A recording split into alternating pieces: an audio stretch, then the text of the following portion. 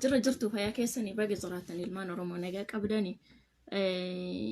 Nagaa maaltu jira miti nagaan isin gaafannu hin jiru. Bara hundaa nagaa hin qabnu jenne malee nagaa wayituu hin qabnu. Akkuma mata duree koorratti barraa'ee jiru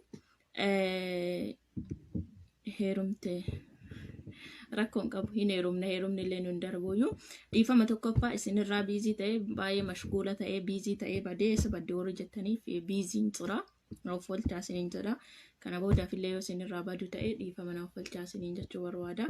Akkasuma akkuma mata duree koo irra barreessee jiru walloon dhumataa jira. Dhumaatii wallootii fi dhumaatii wallaggaa jechuudha. Diinni diina abiyyi diina kenna. Kaleessas diinaa dhas diinni akkumatti ummata kenna fixutti akkuma fixuuf itti fuufetti jira. Garuu ummanni Oromoo maaliidhaa fi dhumaatii wallaggaatii fi dhumaatii walloo kana maa cal'isee ijaan laalaa jira. Hamma duguuggaa sanyii irratti warroonni mililikii jechuudha. Duguuggaa sanyii ummata kanarratti geessaa jiran. Argaa jiranii duula mililikii jedhanii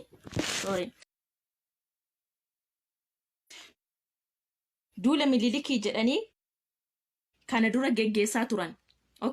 Duula mililikii jedhanii kana dura geggeessaa turan argaa jirtanii.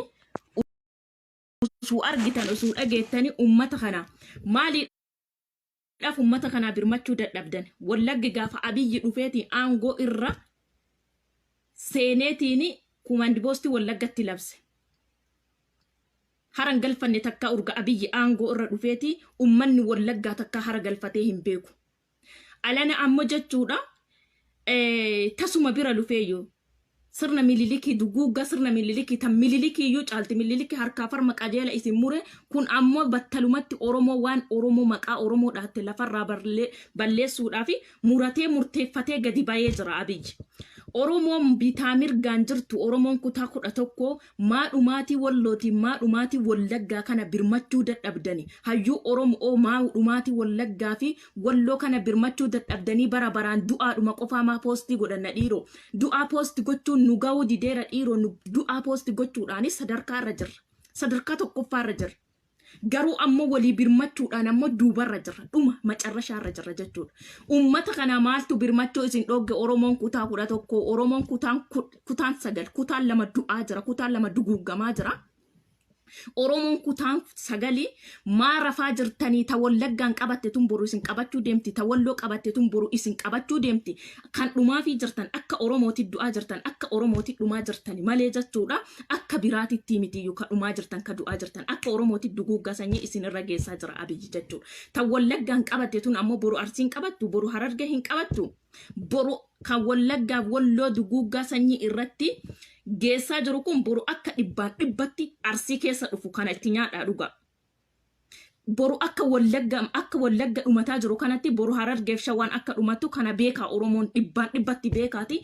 Ummata wallaggaatii gadi bayaa sagalee ta'a. Ummata walloo dorooniidhaan qushee dorooniidhaan mataa gaditti roobsee dorooniidhaan fixee dadhabee dorooniidhaan ummanni kun dhumachuu didee jennaani alana ammoo bakka tokkotti warroonni naafxanyoonni ilmaan mililikii jechuudha. Ilmi mililikii ilmaa isaa gaditti yaasee jechuudha.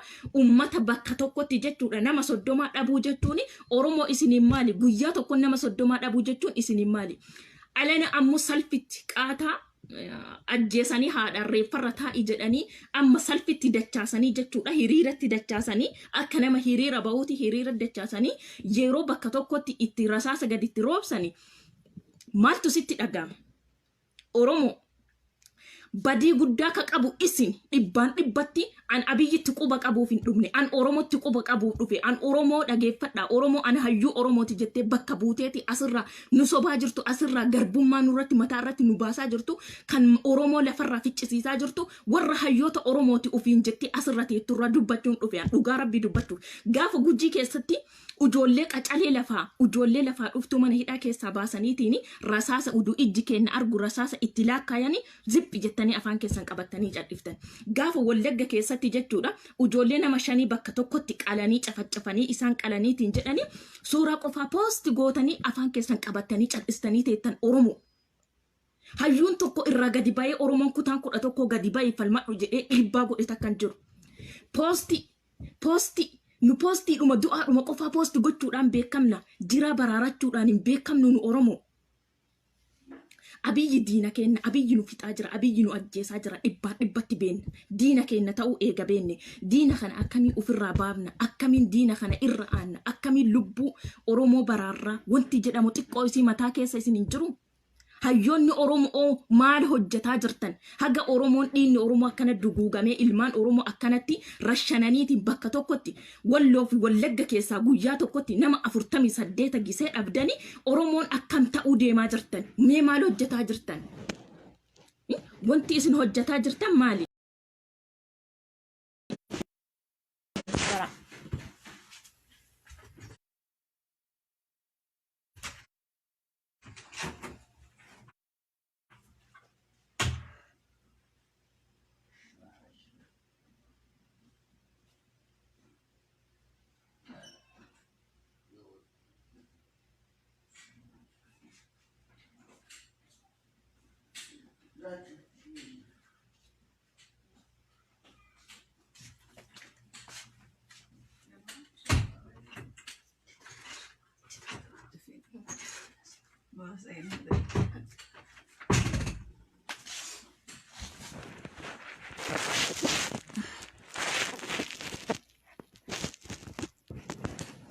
Gaafa san dhageeffadha. Gaafa akkasitti ilmaan Oromoo Wallagga keessa duguuganiitiin albeedha isaan gurraanii bakka tokkotti rashananii walirratti tuulanii isin agarsiisan sani zippi jettanii afaan keessan qabatanii cadhiftan.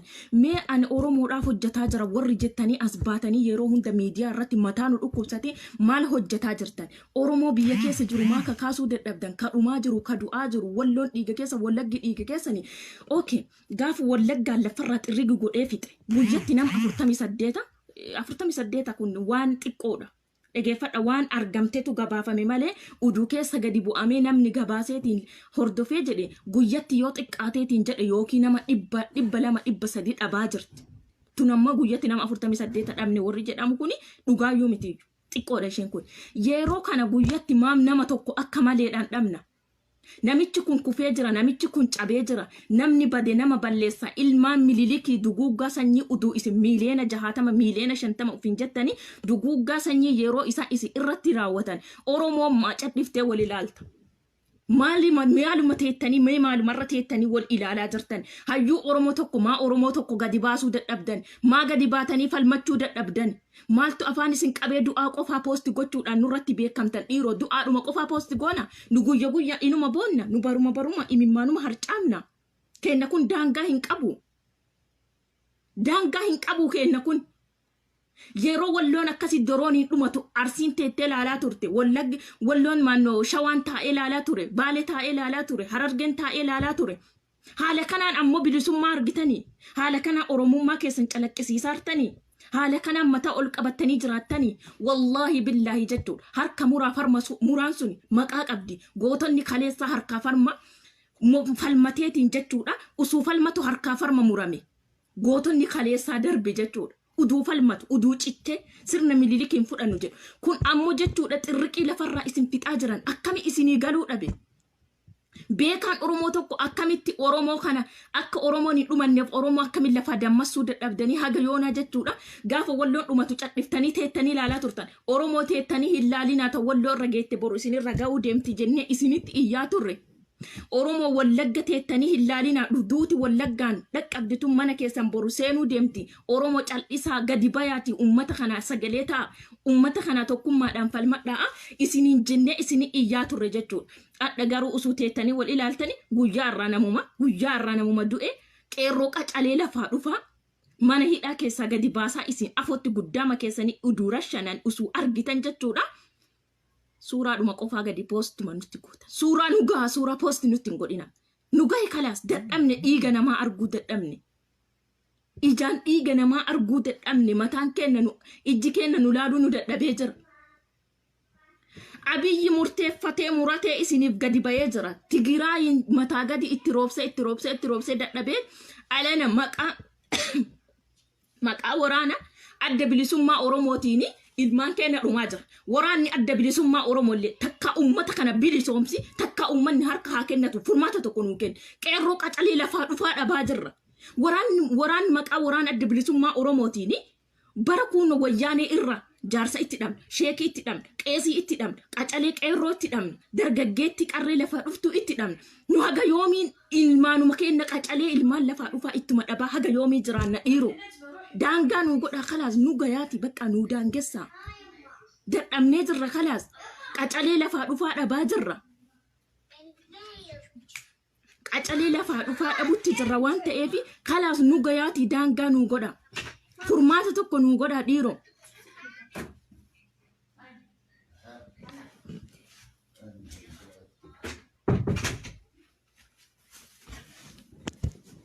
Barabaraan takkaanu bilisoomsa waraanni adda bilisummaa Oromoo takkaanu bilisoomsi takkaa ummata kana akka hin duune furmaata tokko godha. Ummanni warri an hayyuu ufin jettullee warroonni harroonni dhageeffadhaa isinitti himna.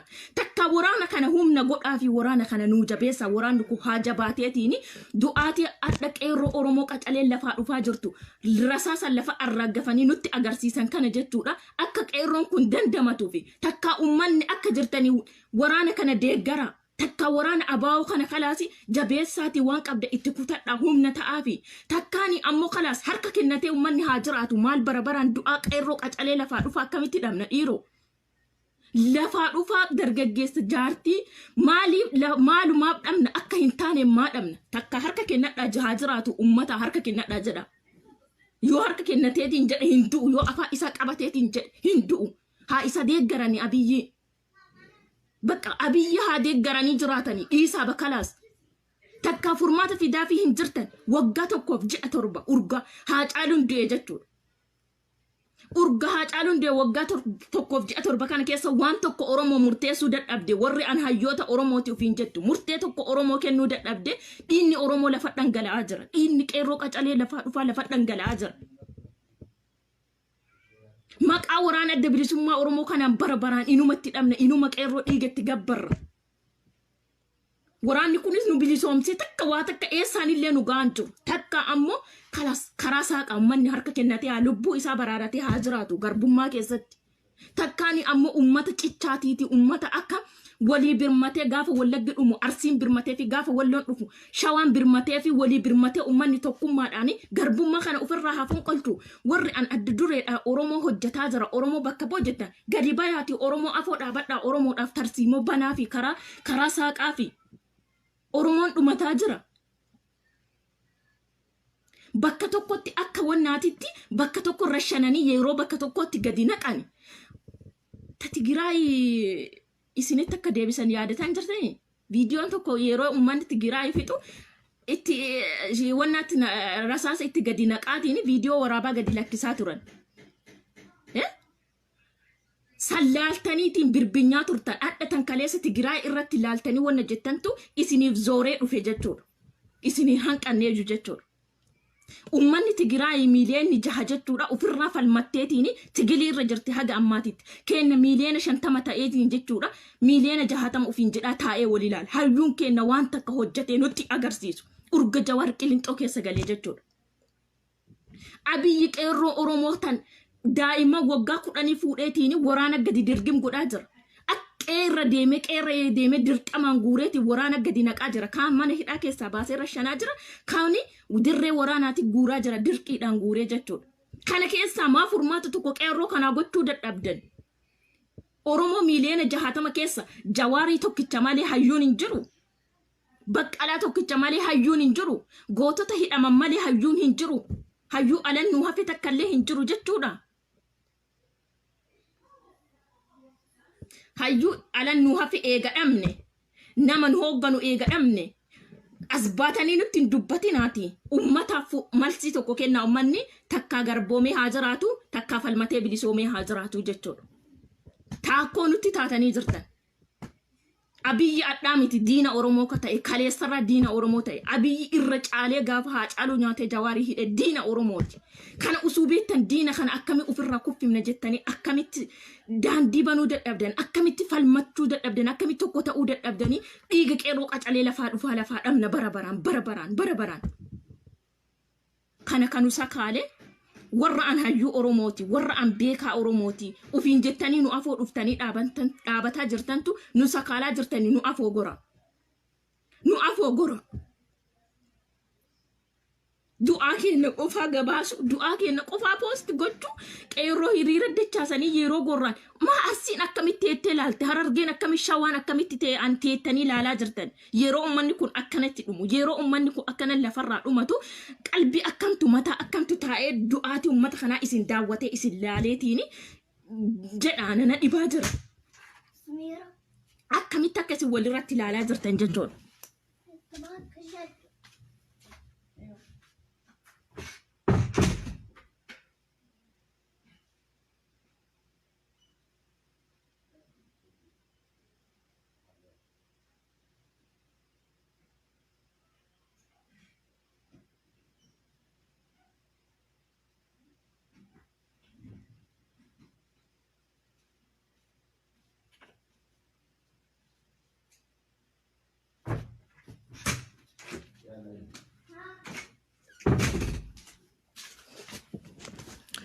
So isa kana gatii ta'eef jechuudha ummata kana tokkummaadhaan gadi bayaati falmadha ummata kana tokkummaadhaan gadi baya birmadha wallaggi dhumaa jira jedha walloon dhumaa jira jedhaati arsiin gadi bayi falmadhu Shawaan gadi bayi falmadhu Oromoo taatanii dhumataa jirtan Oromoo ta'uu qofaadhaan lafarraa duguuggamaa jirtan duguuggama keessan kana walirratti ilaalinaa yaa sabaa duguuggama kana walirratti ilaaltanii eessallee hin geettaniyyuu boru arsiin akkana duguuggamuu deemti boru Shawaan Harargeen akkana duguuggamuu deemti kanaaf jennaan jechuudha walii gadi tokko ta'aatii gadi baa falmadha tokko ka godhee ummata kana akka sagalee ta'aniif ka gochuu danda'u jechuudha warra an hayyuu Oromooti ofiin jedhee asirraa dubbataa jiru warri an hayyuu Oromooti jettanii asirraa gadi baatanii dubbataa jirtanii saba kanaaf sagalee ta'a ummata biyya keessaa dammassa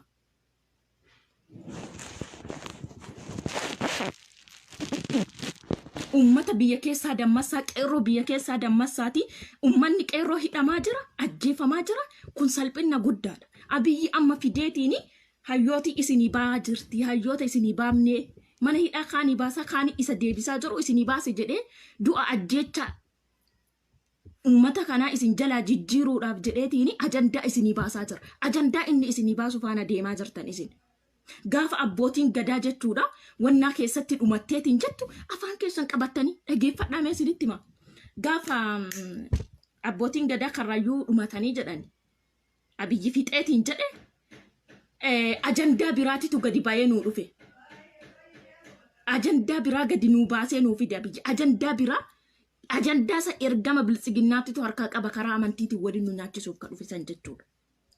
Isa zimmi jettanii afaan keessan qabattanii ajandaadhuma amantii dhufe faana girri jettanii fiiddan. Itti deebisee adda ammoo nama 30 bakka tokko isinii rashanee gaafa zan nama 14 rashanee miti adda nama 30 bakka tokko isinii rashanee isin agarsiisaa jira. Kanaaf ammoo furmaanni jiru gadi bayaati Oromoo warra an hayyuu Oromooti jettanii Oromoo bakka buutan gadi bayaa falmadha tokkummaadha ummata kana sagalee ta'a isiniin jedha fayyaanaa qabadha biiziin jira carraa waliin nu deebisu walitti deebina carraa waliin nu deebisu dhabe gaafuma carraa waliin nu deebise walitti deebina biiziin jira dhiifama maa baddillee naan hin jedhina fayyaanaa qabadha bakka carraa argadhetti sagalee isinii ta'a yoomillee of duuban deebu warri hayyootatu bayee hayyoota kennatu baa jira jettanii eeggataa jirtan hayyoota isinii baasus abiyyi ofii isaatii akka nyaatu beeka hayyoonni isinii hin bahu ka mana hidhaa keessaa baasee rashanaa jiruufu sagalee ta'a ka mana hidhaa jiru falmuu dhiisa ka mana hidhaa jiru haa hidhamee taa'u